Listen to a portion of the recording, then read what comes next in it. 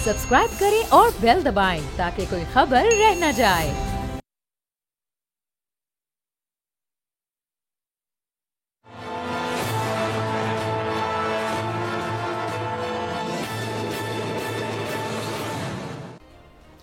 अस्सलाम वालेकुम, मैं हूं अरबाब जहांगीर। आप देख रहे हैं प्रोग्राम तज्जिया, और तज्जिया के तमाम नाजरीन को ईद की बहुत बहुत मुबारकबाद। ईद का एक खुसूसी मौका है, तो आज एक बहुत ही ख़ास मेहमान को हमने दावत दी है, और एक बड़े ख़ास सियासतदान हैं जिनसे हम जानेंगे कि उनकी जब वो सियासत में नहीं आए थे उस वक्त वो ईद कैसे मनाते थे, सियासत में आने के बाद अब ईद कैसे मनाई जाती है, और इस दौर जदीद में जबकि महंगाई भी बढ़ रही है, मसाइल भी बढ़ रहे हैं, तो अब ईद मनाना एक आम आदमी के लिए बड़ा मुश्किल हो चुका है। तो आने वाले दौर से हम क्या उम्मीद लगाएं? माजी में जो एक बेहतरीन दौर हम गुजार चुके हैं, क्या वो दौर अब पलट कर वापस आगे आएगा? और फिर जो ईद की खुशियां हैं, इसमें जो अपने इर्द गिर्द के लोग हैं, आसपास के लोग हैं, उनका कैसे ख्याल रखा जा सकता है? तो इस वक्त मेहमान जो हमारे साथ बड़े खास मौजूद हैं, उनका आपसे तारुफ करवाते हैं। मोहम्मद अली दुरानी साहब सीनियर सियासतदान हैं, हमारे साथ मौजूद हैं। पाकिस्तान की सियासत का एक जाना माना, जाना पहचाना नाम है। बहुत शुक्रिया दुरानी साहब, प्रोग्राम के लिए आपने वक्त निकाला। सबसे पहले तो ईद की बहुत बहुत मुबारक हो आपको दुरानी साहब। शुक्रिया, खैर मुबारक आपको भी और आपकी टीम को और नाज़रीन को, सबको मेरी तरफ से बहुत बहुत। तो दुरानी साहब, चूंकि अब ये ईद का बड़ा खास मौका है, तो ज़रा आपको 3-4 दहाइयों पहले लेकर चलते हैं, जब बड़ी सादा सी ईद हुआ करती थी। ज़रा सादा दौर था, इतना डिजिटल दौर नहीं था, चीज़ें इतनी ज़्यादा मॉडर्न नहीं हुई थी। तो उस वक्त की ईद में और ये आज की ईद में कोई फ़र्क आपको नज़र आता है? कैसा फ़र्क महसूस करते हैं? देखिए साहब, जो ईद है ना, ईद असल में ममासलत या ईद का जो एक मतलूब है वो खुशी होती है। और ईद के मौके पे एक फिजा ऐसी बनती है या बनाई जाती है या ख्वाहिश होती है कि जी ईद पे सब लोग खुशी महसूस करें, उसका एक माहौल ऐसा हो कि खुशी महसूस हो। तो मैं ये समझता हूँ कि खुशी, जितना इंसान का दिल खुश हो उतने उसके आसपास खुशी बढ़ जाती है। अभी इसी ईद पे मेरे से कोई साहब पूछ रहे थे कि इतनी महंगाई और इतनी मुश्किलात के अंदर जहाँ सब कुछ ही जो है वो कमर्शियल है, उसमें खुशी कैसे मनाएं। मैं सोच में पड़ गया, तो मैंने कहा कम से कम एक खुशी तो हम सब मना सकते हैं, मुस्कुराहट की बात दें। अगर हम एक दूसरे को मुस्कुरा के देख लें तो मेरा ख्याल है कि ये बहुत बड़ा एक ईद का तोहफा बन सकता है।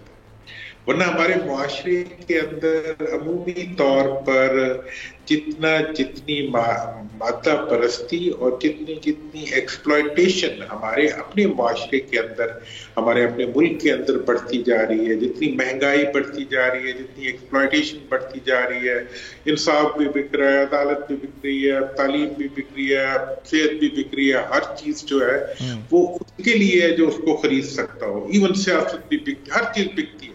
ऐसी बिकती हुई माहौल के अंदर जब आप कोई बगैर किसी कीमत के कोई चीज बांटते हैं तो उसकी बहुत कदर होती है। और मैं समझता हूँ कि कीमती चीज मुझे और कोई नजर नहीं आती कि अगर आप मुस्कुरा सकें, एक दूसरे को मुस्कुरा के देख सकें, सामने आते हुए, बैठे हुए या मौजूद अफराद के बारे में अच्छा सोच सकें।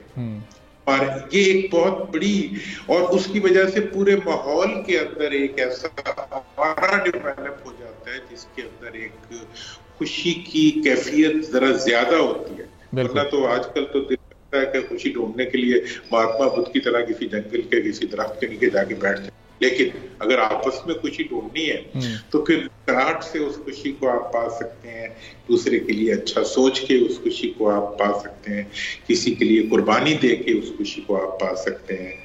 तो दिस इज व्हाट, जो माजी की खुशियां थी, देखिए हर दौर की अपना एक माहौल होता है। बचपन में, अभी मैं खुद इस दफा भी गाँव में आया हूँ, इस वक्त भी गाँव में हूँ।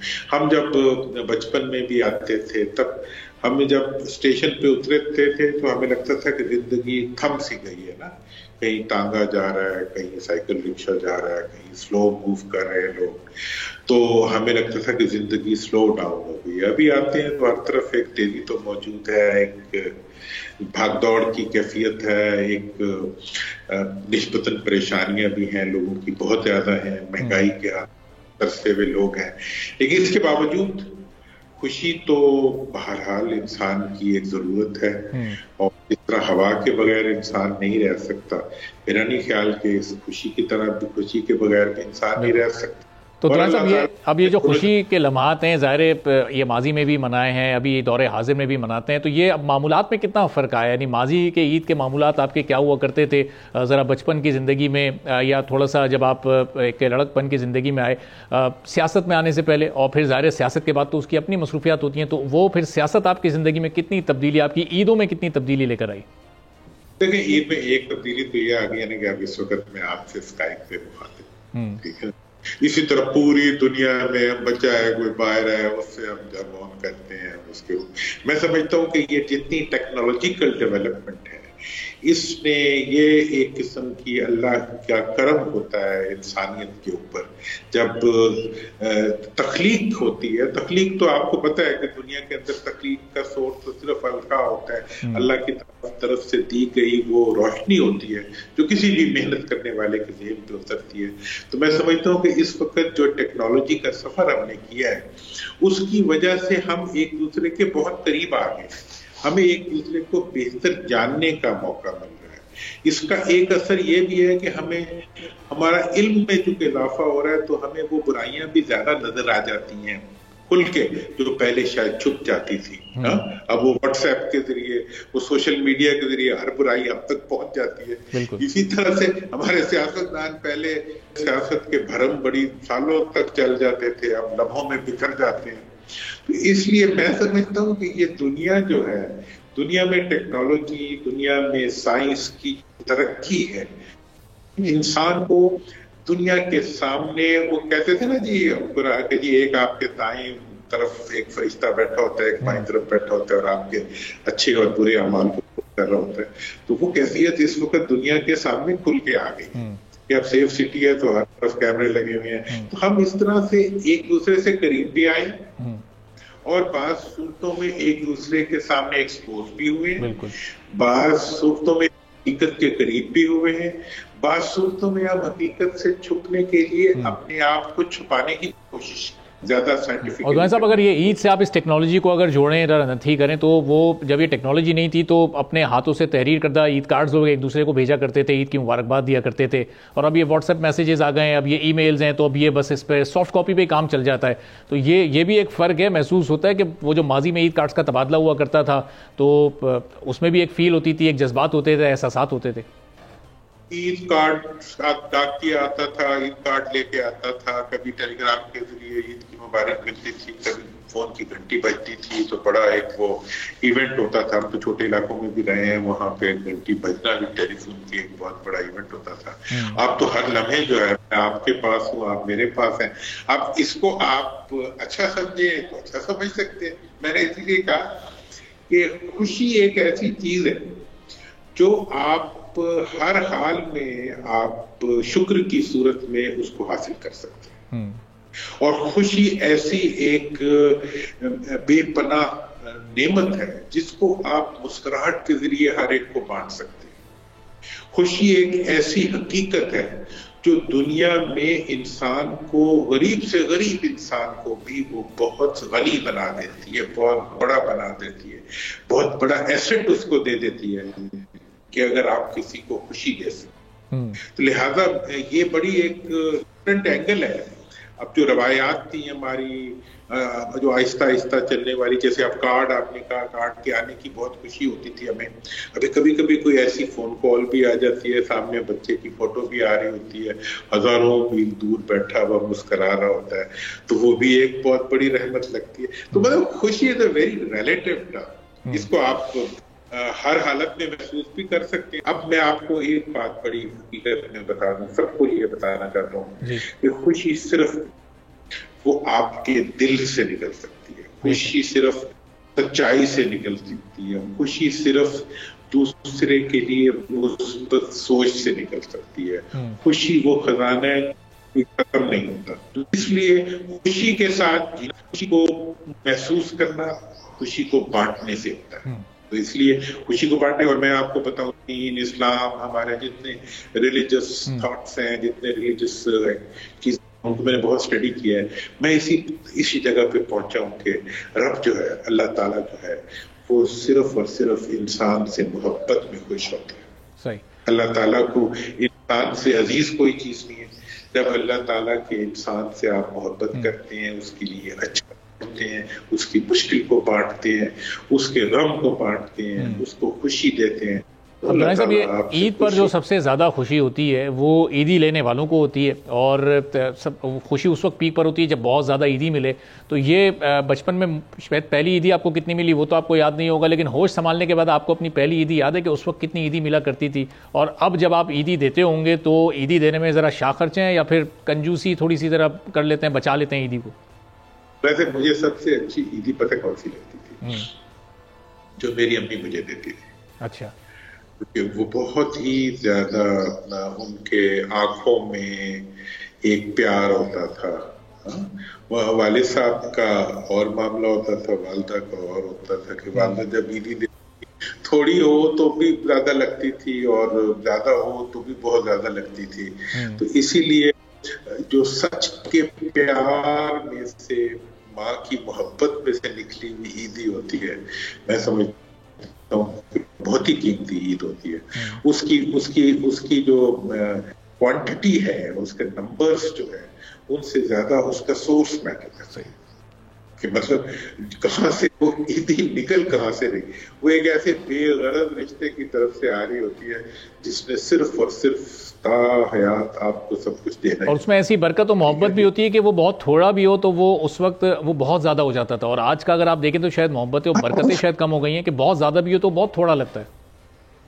ہاں، اس کا وہ میٹر ہی نہیں کرتا نا، اس کا نمبر نہیں میٹر کرتا، اس کا جو خلوص ہوتا ہے. اچھا میں عیدی جو ہے نا دیٹس اے سمبولک تھنگ کہ آپ دیکھو جی ایک ارب پتی آدمی جو ہے وہ کسی اپنے بچے کو اربوں کی عیدی دے دیتا ہے تو گھوم کر کے بیٹھ جائے گا. ایک غریب آدمی جو ہے وہ اپنی مطلب 10,000 کی انکم میں سے اگر 10 روپے بھی عیدی دیتا ہے تو اس کے لیے وہ ویلیو بہت زیادہ ہے. تو لہٰذا عیدی کے اندر جو سب سے بڑی ویلیویبل چیز ہے وہ اس فرد کا دل ہے جو آپ کو دے رہا ہے، اور یہ تعلق جو ہوتا ہے یہ انمول ہوتا ہے، اس کی کوئی قیمت نہیں ہوتی. اور یہ میں تو بچوں کو اور اپنی جنریشن کو یہی بتانے کی کوشش کروں گا بلکہ کہ جو کچھ آپ دے سکیں وہی آپ کا ہوتا ہے. جو کچھ آپ کسی کو دے سکیں حقیقت میں وہی آپ کا ہے. جو کچھ آپ کسی کو کھلا سکیں وہی حقیقت میں آپ نے کھایا ہے. جو آپ کسی کے لیے قربانی کر سکیں وہی آپ کی آمدن ہے جو آپ نے کروائی ہے. تو میں سمجھتا ہوں کہ ہم جب دینے والا ہاتھ بن جاتے ہیں، جب ہم محبت دینے والے بن جاتے ہیں، جب ہم مال کو بانٹنے والے بن جاتے ہیں تو ہمارا اپنا مال بھی بڑھ جاتا ہے. کیونکہ مال تو اللہ کی امانت ہے انسان کے پاس، صحت اللہ کی امانت ہے، زندگی اللہ کی امانت ہے. اس امانت کو جتنا بانٹیں گے اتنا دینے والا آپ کو زیادہ دے گا. اور دونوں صاحب آپ نے اپنی اسٹوڈنٹ لائف میں بھی پالیٹکس کی ہے، بہت ارلی ایج میں آپ نے پالیٹکس میں قدم رکھ دیا، تو یہ پالیٹکس کو ایز کریئر بہت پہلے ہی طے کر لیا تھا یا کسی حادثاتی وجہ سے پالیٹکس میں آپ شامل ہوئے، یا کریئر اورینٹیڈ پالیٹکس آپ کو کرنی تھی کہ پتہ تھا پہلے سے کہ ہاں میرا یہ کریئر ہے اور مجھے اس میں اپنا نام بنانا ہے؟ پالیٹکس میں آنے کی وجہ کیا تھی آپ کی؟ اور صاحب میں تو ابھی تک بھی پالیٹکس میں آ نہیں سکا، سچی بات. اچھا. میں نے تو انجینئرنگ کی تھی، میں تو انجینئر بننے نکلا تھا. حالات آگے سے کھینچتے سیاست کی طرف لے آئے، کچھ اسٹوڈنٹ پالیٹکس میں انوالو ہو گئے تو پھر اس طرف جسے کہتے ہیں کہ وہ ایکسس چینج ہوتا گیا. تو ایکسس جب سائڈ سے چینج ہو پہنچتے کہیں اور پہنچ جاتے ہیں. جب میں سیاست میں پہنچ گیا جی، سیاست میں باقاعدہ آ گیا تو پتہ چلا یہاں تو بازار لگا ہوا ہے، تو پتہ چلا جی یہاں تو مروثیت کا دربار لگا ہوا ہے، پتہ چلا جی یہاں غلامی کا اظہار لگا ہوا ہے، پتہ چلا جی یہاں تو خوشامد کا معیار لگا ہوا ہے. اب ایسی صورتحال میں جب سب کچھ پا لیا تو پتہ چلا کہ میں تو زیرو پہ کھڑا ہوں. مجھے پتہ چلا کہ جس سیاست کی کامیابی کو میں نے حاصل کیا ہے وہ سیاست ہے جس میں دینے کی پوزیشن میں تو کچھ ہوں نہیں. ہاں مجھے ایک اپرچونٹی سکتی ہے کہ میں لوٹ لوں. اگر میں لوٹتا نہیں، اگر میں ایکسپلائٹیشن نہیں کر سکتا تو پھر میں اس جاب کے لیے سوٹیبل ہی نہیں. मोहम्मद अली दुरानी साहब, हम छोटा सा ब्रेक लेते हैं, ज़रा ब्रेक के बाद जब वापस आएंगे तो दुरानी साहब से कुछ पाकिस्तान के जो इस वक्त मसाइल हैं उसका हल भी जानेंगे, और फिर सियासत में दुरानी साहब कह रहे हैं कि मैं इतने अरसे गुजारने के बाद भी अभी तक सियासत में दाखिल नहीं हो सका, तो पाकिस्तान की सियासत से मुताल्लिक भी कुछ ज़रा गुफ्तगू करेंगे एक ब्रेक के बाद।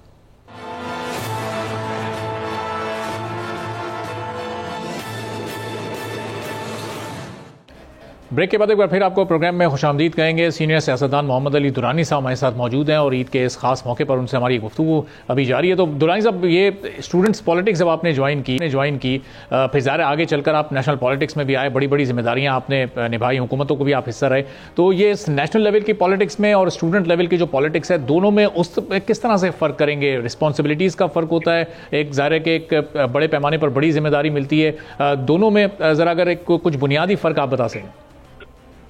देखिए, आपने बहुत ही अहम सवाल किया है।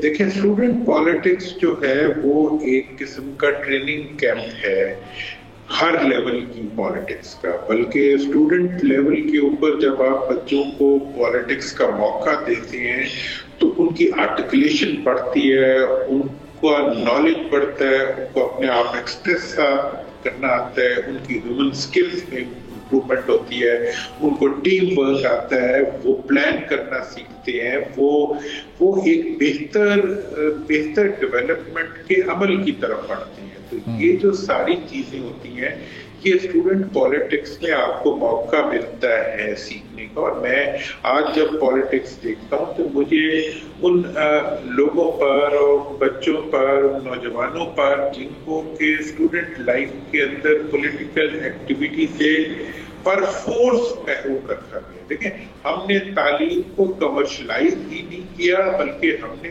उसको मार्जिनलाइज भी कर दिया है। पॉलिटिक्स का निकल जाना तालीम के शोबे में से वो बिल्कुल एक स्टूडेंट की डेवलपमेंट को रिटार्ड करने के मुताबिक है।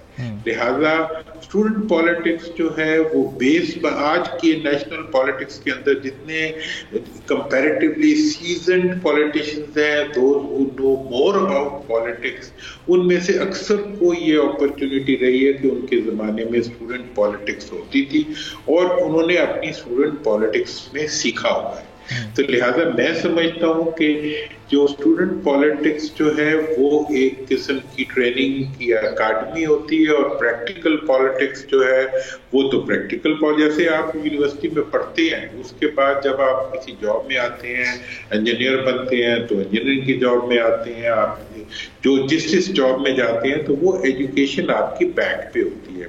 हमारे पॉलिटिशियंस जो हैं उनको स्टूडेंट पॉलिटिक्स से भी महरूम कर दिया गया, और उसके बाद जो सबसे बड़ा source of public involvement into politics होता है वो लोकल गवर्नमेंट होती है, बल्दियाती इदारे होते हैं। आपने बल्दियाती तालीमी इदारे भी सियासत से पाक कर दिए, बल्दियाती इदारों को बनने ना दिया, और आपने इस पूरे मुल्क को जो है इलेक्टेबल्स के हवाले कर दिया, और वो इलेक्टेबल बाद में सिलेक्टेबल बन गए, और सिलेक्टेबल बन के उसके बाद वो लूटेबल बन गए। मतलब उन्होंने मैक्सिमम अपनी फाइनेंशियल स्ट्रेंथ को बढ़ाने का सोर्स बना दिया अपनी पॉलिटिक्स को।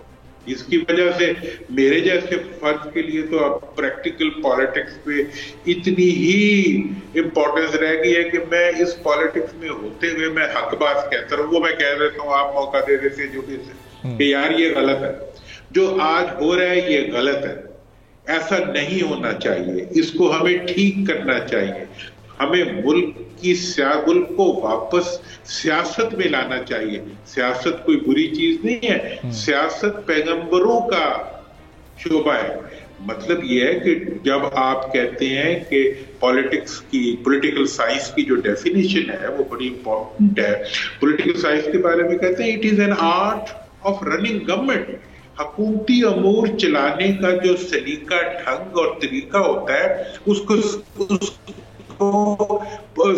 पॉलिटिकल साइंस कहते हैं। अगर आप पॉलिटिकल साइंस से अपने माशरे को निकाल देंगे, आपने बल्दियाती इदारे ने, अभी मैं आपको अमेरिका बताऊं, अभी इंडोनेशिया में इलेक्शन हुए, बल्दियाती इदारे और कौमी जो इलेक्शंस थे और प्रेसिडेंशियल इलेक्शन सब एक ही वक्त इकट्ठे हुए, और उससे ये बात सामने आई कि जनाब آپ جب پورے کے پورے ملک کو، عوام کو پالیٹکس میں انوالو کرتے ہیں تو اس کے بعد ہی جو عوام ہے وہ ایجوکیٹ ہوتے ہیں اور وہ زیادہ سے زیادہ. ہمارے ملک میں تو اب یہ جو لفظ سیاست ہے، پالیٹکس ہے، اس کا ایک منفی تاثر اب ابھرتا جا رہا ہے.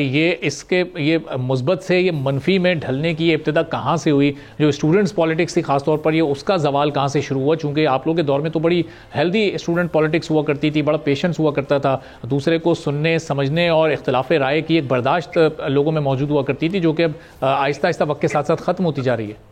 دیکھیں، جب آپ نے سیاست سے عوام کو نکال دیا، جب آپ نے سیاست سے عام انسان کو نکال دیا، آپ نے سیاست سے اسٹوڈنٹ کو نکال دیا، سیاست رہ گئی وڈیروں کے بچوں کا شعبہ، سیاست رہ گئی حکمران خاندانوں کے بچوں کے لیے، سیاست رہ گئی حکمران خاندانوں کے ملازمین کے لیے، سیاست ان کے لیے رہ گئی جو حکمران خاندانوں کے غلام بن کے رہ سکے.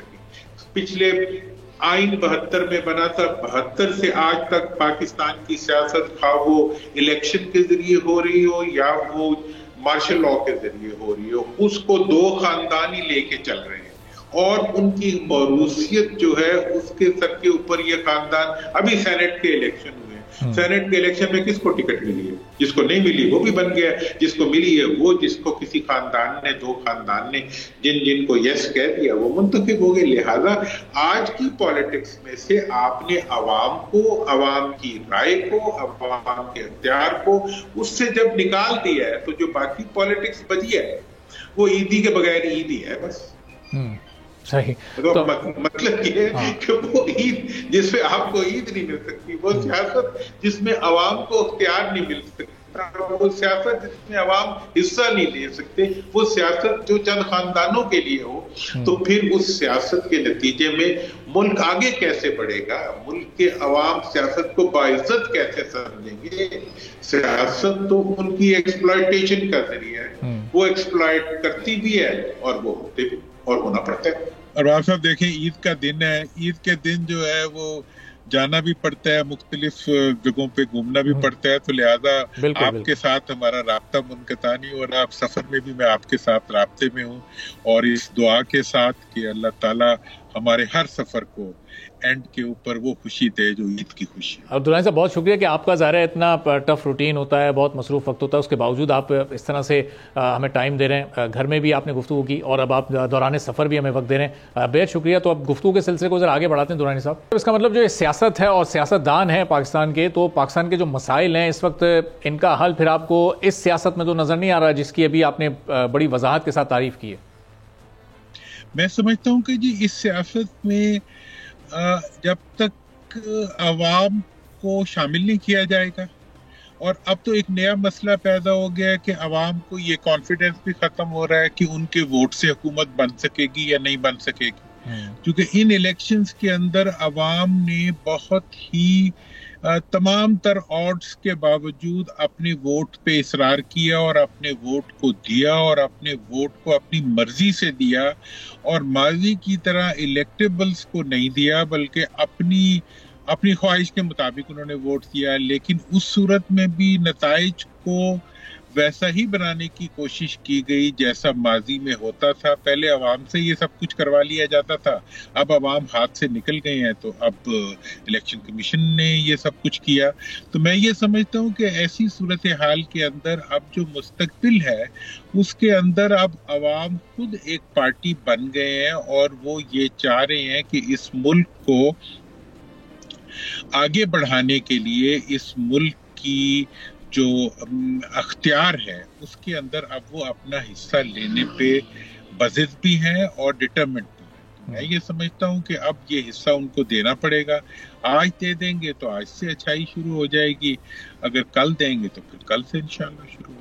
تو دورانی صاحب یہ ہے ظاہر ہے اب حکومت تو بنے 2 ماہ ہو چکے ہیں، اپنا انیشیل ایک یہ دور گزار چکی ہے، اب آگے جو معاشی چیلنجز ہیں اس حکومت کے سامنے وہ بھی بڑے سخت ہیں. کتنا بڑا امتحان ہے اس حکومت کا؟ ایک تو اتنی تگڑی اپوزیشن جو کہ عید کے اب یہ چھٹیاں گزر چکی ہیں، گزر ہی رہی ہیں، اس کے فوری بعد اب سڑکوں پر آ رہی ہے. تو یہ اپوزیشن کو کس طرح سے فیس کریں گے؟ جو معاشی چیلنجز ہیں ان کو کس طرح سے فیس کریں گے؟ اور پھر ان کا کوئی حل آپ کو اس وقت نظر آ رہا ہے ان کے پاس؟ دیکھیں صاحب، جو ہمارے معاشی چیلنجز ہوتے ہیں نا حکومتوں کے، وہ حقیقت میں اپوزیشن کی وجہ سے نہیں ہوتے، وہ حکومت کی اپنی وجہ سے ہوتے ہیں۔ اچھا، اس وقت تو جتنی پارٹیاں ماضی کے 52 سال میں جو پارٹیاں جنہوں نے ملک چلایا وہ ساری مل کے اقتدار میں ہے، تو کوئی مسئلہ ہی نہیں ہے۔ لیکن مسئلہ وہ خود ہے۔ اگر ملک کی معیشت ٹھیک کرنی ہے تو ان کو اپنے طور اطوار ٹھیک کرنے پڑیں گے، ان کو اپنی ترجیحات بدلنی پڑیں گی، ان کو عوام کو شیئر دینا پڑے گا اور عوام کو اقتدار میں حصہ دینا پڑے گا، اور اس سے آگے بڑھتے ہوئے ملک کے وسائل میں سے حکمرانوں کو اپنا کٹ ختم کرنا پڑے گا۔ ملک تب آگے بڑھے گا جب ملک کے وسائل صرف اور صرف ملک پر لگیں گے، یا ملک کے وسائل کی اکثریت ملک پر لگے گی۔ اگر اس کے نتیجے میں پوری دنیا کے اندر ترقی کا عمل ہونا ہے، پوری دنیا کے اندر عمارتوں نے بننا ہے، پرائیویٹ پراپرٹیز نے بننا ہے، اور پرائیویٹ ان کی جو فیسٹنز ہیں انہوں نے ڈیولپ ہونا ہے، تو ملک تو خالی رہے گا۔ تو ملک کی معیشت کہاں ملک کی معیشت کا ایشو ہے؟ دیکھیں بنگلہ دیش جس کو ہم کہتے تھے کہ جی وہ پاکستان پہ ایک لائبلٹی ہے، فلڈز آتے ہیں، یہ آتے ہیں، وہ کہاں نکل گیا؟ انڈونیشیا کہاں نکل گیا؟ انڈیا کہاں نکل گیا؟ اب تو افغانستان نکلتا ہوا نظر آ رہا ہے۔ اور مطلب سری لنکا سے لے کے ہر ملک جو ہے وہ ایک ٹریک پہ آتا جا رہا ہے، اس وجہ سے کہ وہاں کے حکمران جو ہیں وہ اپنے آپ کو ایک ڈسپلن پہ لانے کے لیے تیار ہوئے، اور انہوں نے عوام کے سامنے اپنے آپ کو جواب دہ ٹھہرایا۔ ہمارے حکمران جو ہے ان کے انٹرسٹ اگر ملک سے باہر ہوں گے تو ان کے وسائل بھی ملک سے باہر ہوں گے، ان کے وسائل ملک سے باہر ہوں گے تو ملک میں غربت ہوگی، جو غربت کل بھی تھی آج اس سے زیادہ ہے، آئندہ اس سے بھی زیادہ ہوگی۔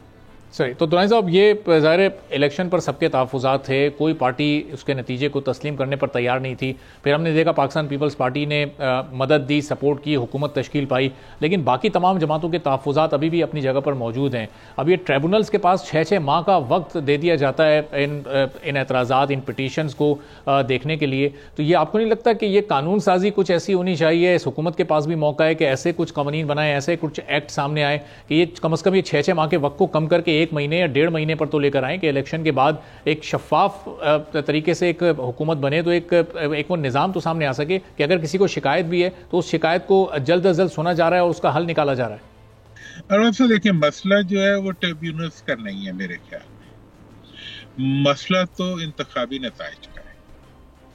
آپ یہ دیکھیں کہ اگر مطلب فارم 45 ہی لوگ زندہ لے کے پھر رہے ہیں اور اس کے باوجود وہ نتائج فارم 47 میں اور ہیں، 45 میں اور ہیں، اور الیکشن سے پہلے جو اقدامات ہوئے اور الیکشن کے دوران جو کچھ ہوا، الیکشن کے بعد جو کچھ ہوا، اس کی ریکٹیفیکیشن جو ہے وہ ٹریبیونلز کے ذریعے نہیں ہو سکتی۔ اور یہ تاریخی طور پہ یہ حقیقت ہے کہ ایسے صورتحال میں دوبارہ فیئر اینڈ فری الیکشنز، وہ الیکشنز جو الیکشن ہونے سے پہلے دھاندلی زدہ نظر نہ آئے، بلکہ الیکشن ہونے سے پہلے یہ چیز کلیئر ہو کہ اس کے نتیجے میں جو حکومت بنے گی وہ عوام کی مرضی اور خواہش کی حکومت ہوگی۔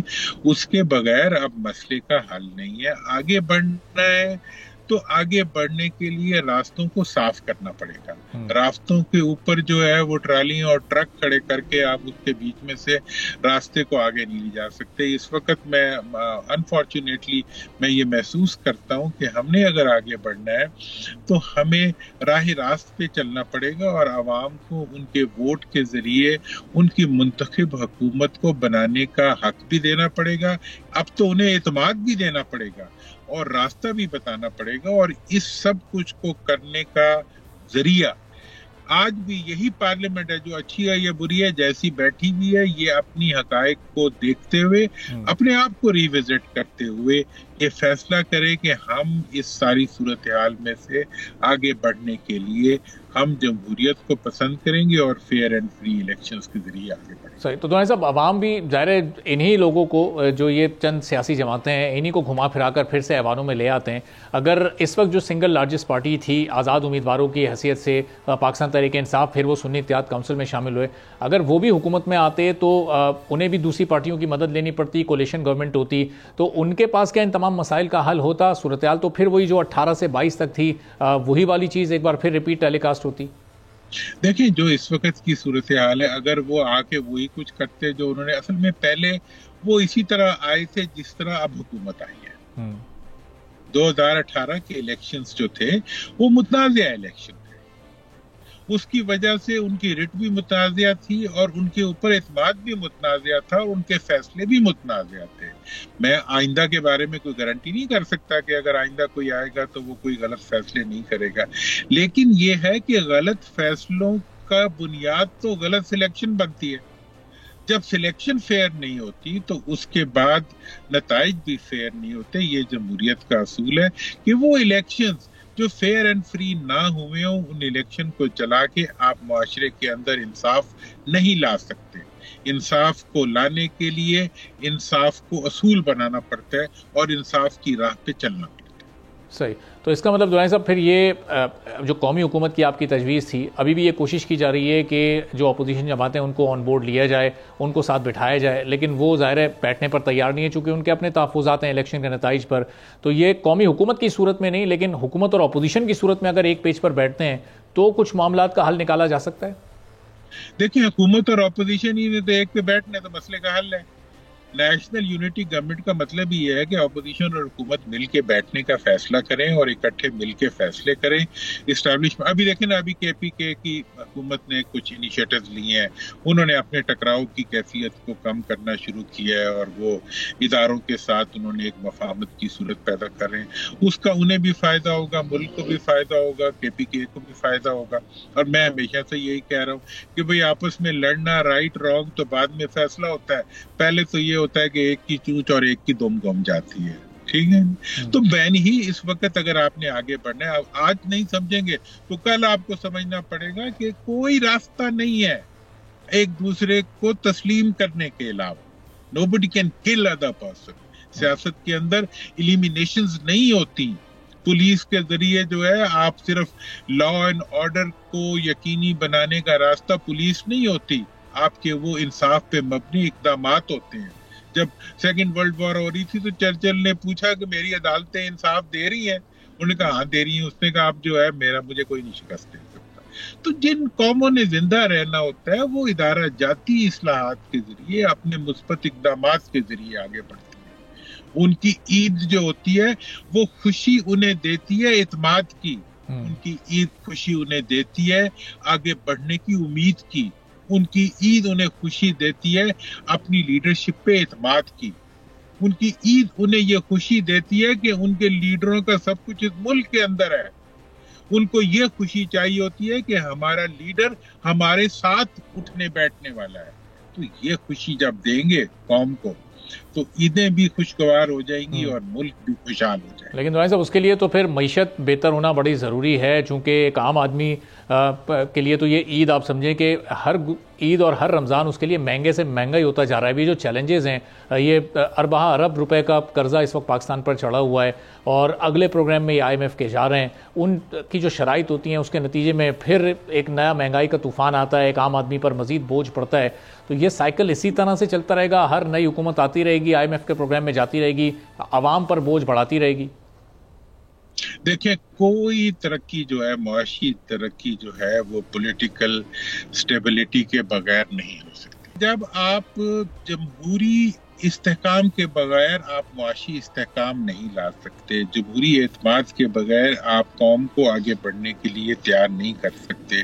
لہٰذا آپ کو ملک کے استحکام اور ملک کی جمہوریت کے لیے سب چیزوں کو لے کے آگے بڑھنا ہوتا ہے اور یہی آپ کے پاس راستہ ہے. محمد علی درانی صاحب اس وقت ہمارے ساتھ موجود ہیں. ایک چھوٹا سا بریک لیتے ہیں، بریک کے بعد واپس آئیں گے، گفتگو کے سلسلے کو یہیں سے شروع کریں گے.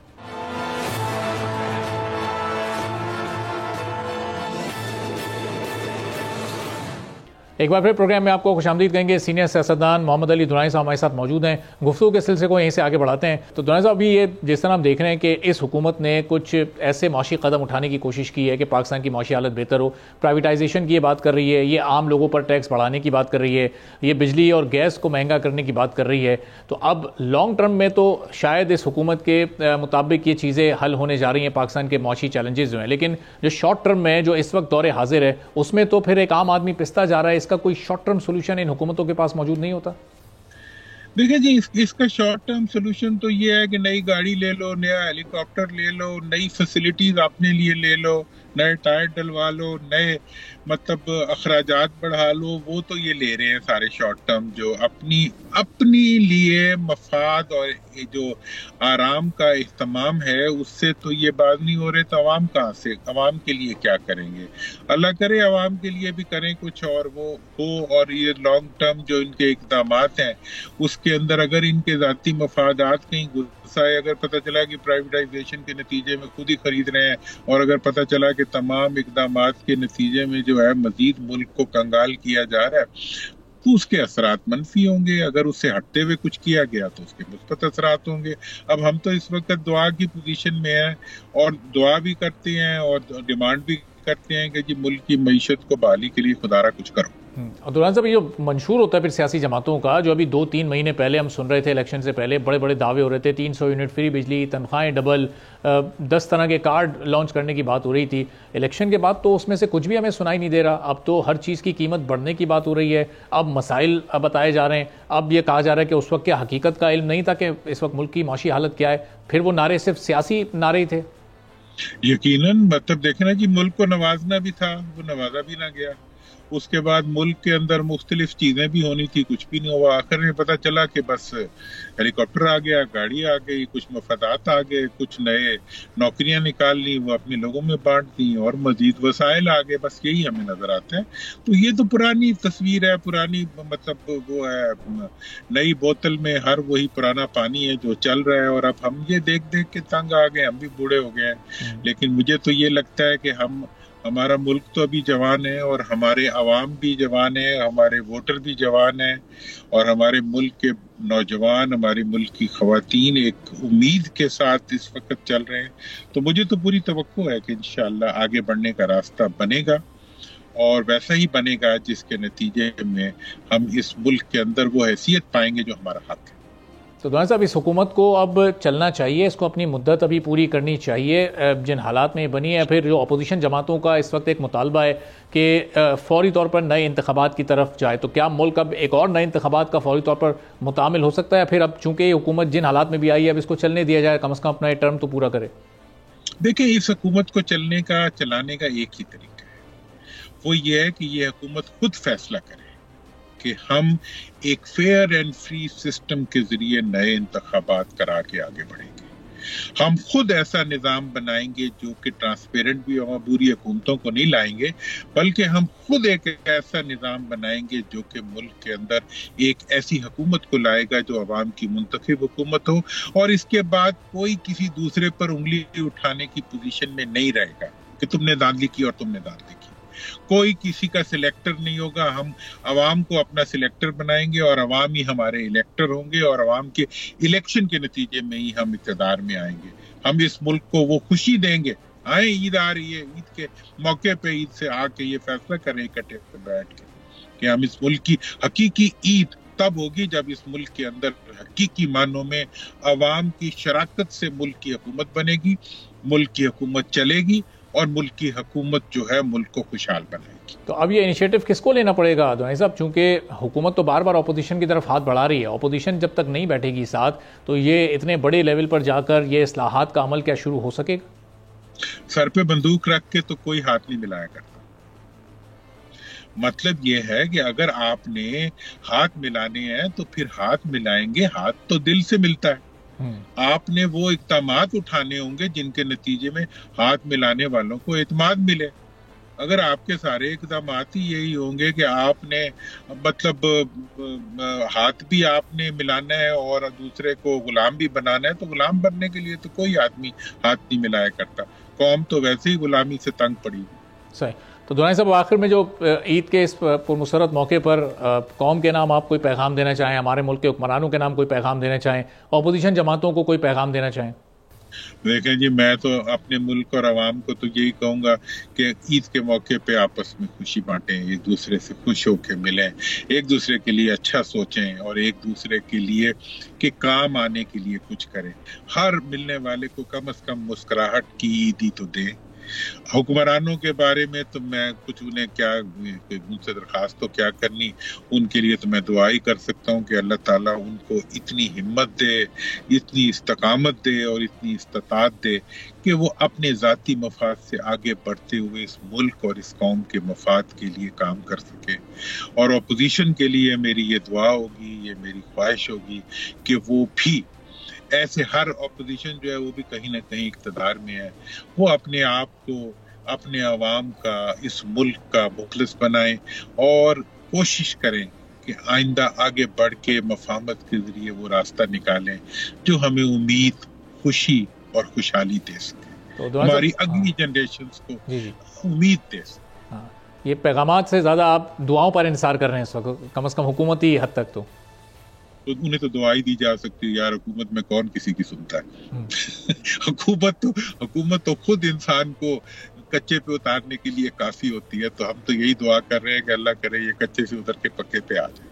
ٹھیک ہے, چلیں, بہت بہت شکریہ. محمد علی درانی صاحب سینئر سیاست موجود تھے, حکومت کو انہوں نے دعا دی, اپوزیشن سے انہوں نے مطالبہ کیا کہ وہ بھی تھوڑا سا سنجیدگی کے ساتھ سوچیں تاکہ اس عید کے بعد جو ملک کے معاشی حالات ہیں, سیاسی حالات ہیں, وہ اسٹیبلٹی کی طرف جائیں اور ہمارا ملک بھی آنے والے دنوں میں ترقی کی راہ پر گامزن ہو سکے. اسی کے ساتھ آج کے پروگرام سے اجازت دیجیے. اللہ حافظ.